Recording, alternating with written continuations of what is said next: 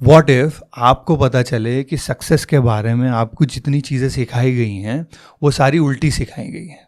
आज मैं आपका तारुफ एक ऐसे थिंकर के साथ करता हूँ जिनका कहना यह है कि ज़िंदगी में रिस्क लेना ज़्यादा इम्पॉर्टेंट है नॉलेज होने से, और उनकी ये बात सो कॉल्ड एक्सपर्ट्स को ज़्यादा पसंद नहीं आती।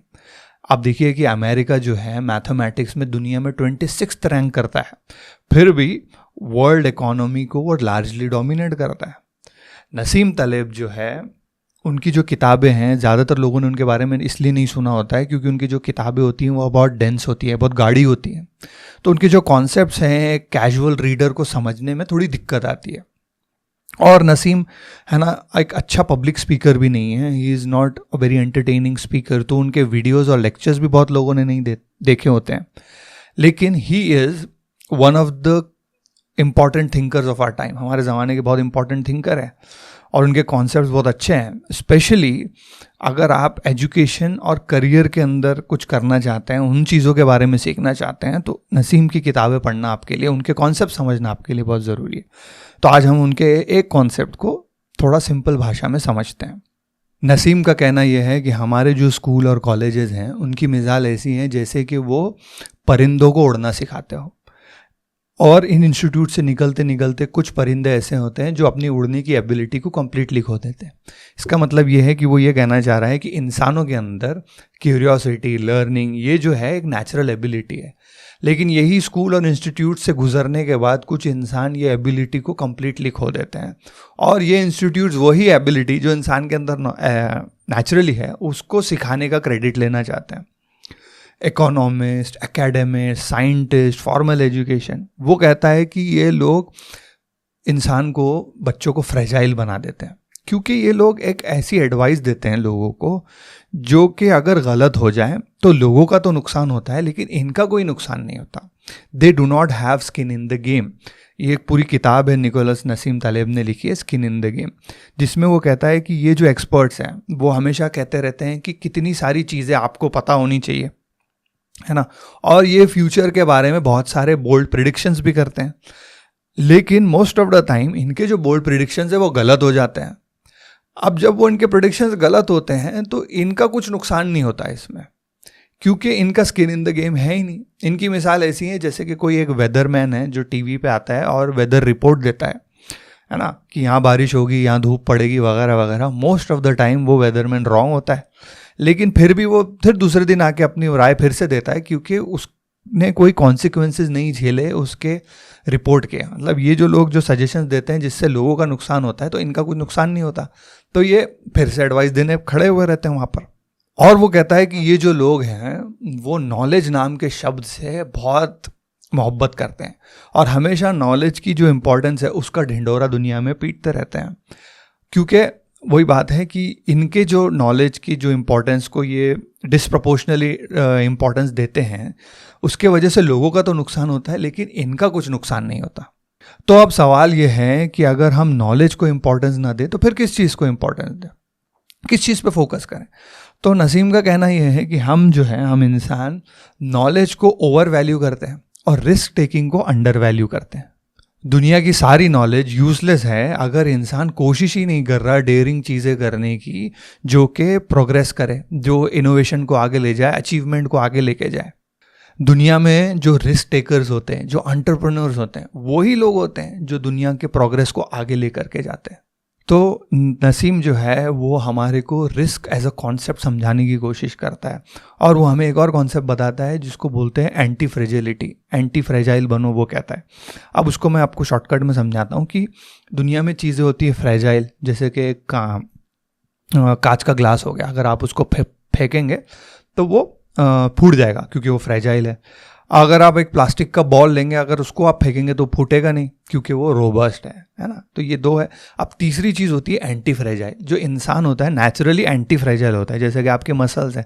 अगर आपके मसल्स पे आप प्रेशर डालोगे, आप एक्सरसाइज करके जो प्रेशर डालोगे तो आपके मसल्स ग्रो होते हैं, तो that is anti fragile concept. तो वो कहता है कि फॉर्मल एजुकेशन जो है वो इंसानों को फ्रेजाइल बना देते हैं, लेकिन अगर आप अपनी ज़िंदगी में रिस्क लेके कोई काम करेंगे तो आपसे मिस्टेक्स होंगी। उन मिस्टेक्स से जब आप सीखोगे वो आपकी रियल एजुकेशन होगी और वो चीज़ आपको एंटी फ्रेजाइल बनाएगी। अब दुनिया में क्या है ना कि no one knows anything for certain, for sure किसी को भी कुछ पता नहीं होता। और फॉर्मल एजुकेशन से ऐसी चीज़ें आपको पता चलेगी जो सबको पता है ना। लेकिन अगर आप ज़िंदगी में रिस्क लोगे, अब रिस्क लेके आपने कोई काम शुरू कर दिया, उस काम के अंदर आपसे गलतियां हो रही है, बम्प्स मिल रहे हैं आपको अलॉन्ग द वे, तो आप सीखोगे उससे। वो एबिलिटी आपके अंदर होनी चाहिए जो नेचुरली होती है इंसानों के अंदर। आप उससे जब सीखोगे तो आपको एकदम एक्यूरेट लर्निंग और एजुकेशन मिलेगा जो आपके सिनारियो से, आपकी ज़िंदगी से कंटेक्स्ट में है ना, आपके लिए बहुत ज़रूरी है। वो वैसी लर्निंग्स आपको तभी मिल सकती है जो अब आप ज़िंदगी में रिस्क लोगे। किसी ने अगर कोई अपना रिस्क लेके एक बिजनेस स्टार्ट किया तो उसके अंदर जो गलतियां होंगी, जो मुश्किलें उससे आएंगी, तो उसको अपने पर्टिकुलर बिजनेस से रिलेटेड जो इश्यूज हैं, उसके अपने खुद के जो शॉर्टकमिंग्स हैं, वो सारी सीखने मिलेगी, वो सारी लर्निंग्स मिलेगी और वो तब इम्प्रूव कर सकता है। लेकिन फॉर्मल एजुकेशन से उसको ऐसी सारी जेनरिक चीज़ें मालूम पड़ेगी जिसका ज़्यादातर एप्लीकेशन उसकी ज़िंदगी में है ही नहीं। और हमारी ज़िंदगी में ज़्यादातर जो हमारी लर्निंग है वो इसी से आती है कि नेचर का जो गेम है उसमें पार्टिसिपेट करने से, रिस्क लेने से।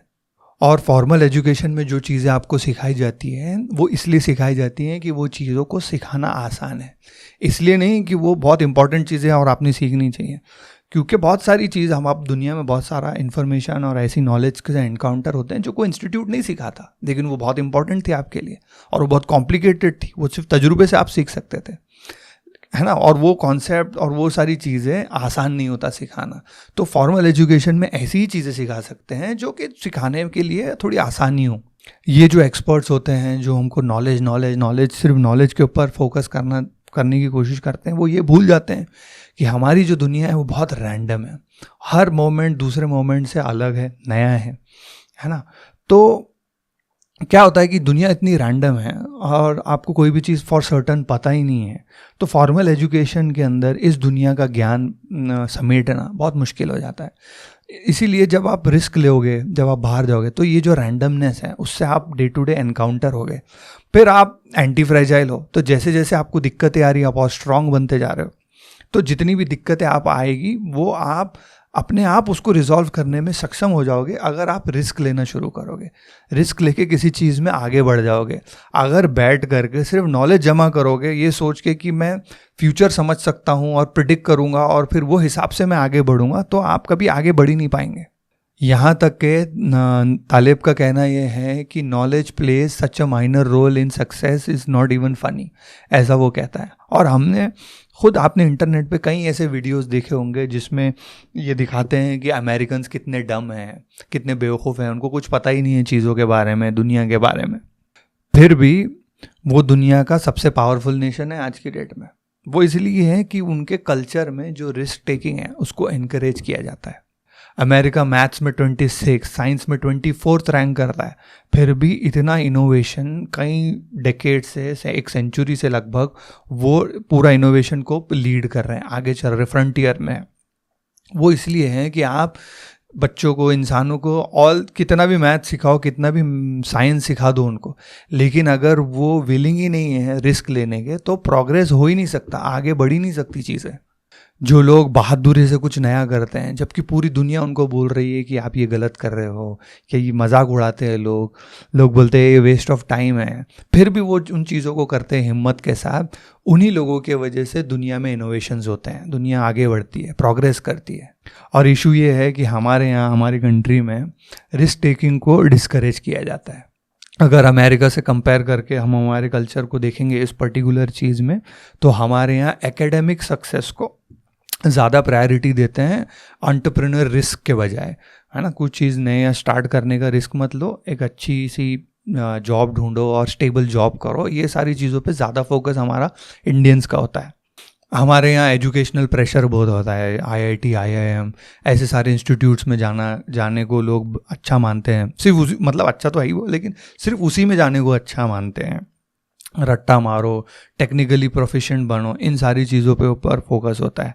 माँ बाप अपने बच्चों से कहते हैं कि आप डॉक्टर बनिए, इंजीनियर बनिए, एक स्टेबल जॉब की तरफ जाओ। अनकन्वेंशनल पाथ्स को, अनचार्टेड टेरिटरीज में जाने को लार्जली हमारे कल्चर में डिस्करेज किया जाता है। और इन चीज़ों की वजह हमारा माइंडसेट भी एक चीज़ है, और कुछ प्रैक्टिकल रीजंस भी है जिसके वजह से हमारा कल्चर ऐसे डेवलप हुआ है। जैसे कि सेफ्टी नेट्स नहीं है, सोशल सेफ्टी नेट्स नहीं है कि किसी से कुछ गलती होती है, कोई रिस्क कब लेता है तो फेल भी हो सकता है। अगर वो फेल हो जाए तो कोई सोशल सेफ्टी नेट नहीं है हमारे यहाँ, जो कि अमेरिकन और यूरोपियन लोगों को हासिल है। वहाँ की गवर्नमेंट उनकी बहुत सारी मदद करती है इन सारी चीज़ों में, वो हमारे यहाँ अवेलेबल नहीं है। दूसरी एक कॉलोनियल लेगेसी है हमारी कि जब हमको आज़ादी मिली तो देश के लिए ज़रूरी ये था कि बहुत सारे लोग जल्दी जल्दी एजुकेट हो, टेक्निकली प्रोफिशिएंट बने और वर्क फोर्स में आए, है ना, कॉरपोरेट जॉब्स, गवर्नमेंट जॉब्स के अंदर घुसे और काम करना शुरू करें, देश को आगे बढ़ाएं, है ना। और एंटरप्रेन्योर रिस्क लेने की जो क्या बोलते हैं एक स्कोप था वो बहुत कम था, क्योंकि हम बहुत गरीब भी थे। और हमारी फैमिलीज आज भी बहुत गरीब होती है कि कोई एक बच्चा भी अगर पढ़ लेता है और अच्छा एजुकेशन पा लेता है और एक स्टेबल जॉब कर लेगा तो उसको पूरी फैमिली को सपोर्ट करना पड़ता है, पूरी गरीब फैमिली को गरीबी से बाहर निकालना पड़ता है। ये सारी सच्चाइयाँ हैं हमारी, जिससे हम डिनाई नहीं कर सकते, सब हम माइंडसेट के ऊपर ब्लेम नहीं कर सकते। और अगर वो जो बच्चा है जो पूरी फैमिली को सपोर्ट कर रहा है वो रिस्क लेगा अगर, तो और अगर वो फेल होगा तो उसके कॉन्सिक्वेंसेस पूरी फैमिली को सफ़र करना पड़ेंगे, और फिर गवर्नमेंट तो आपका साथ कोई दे ही नहीं रही है।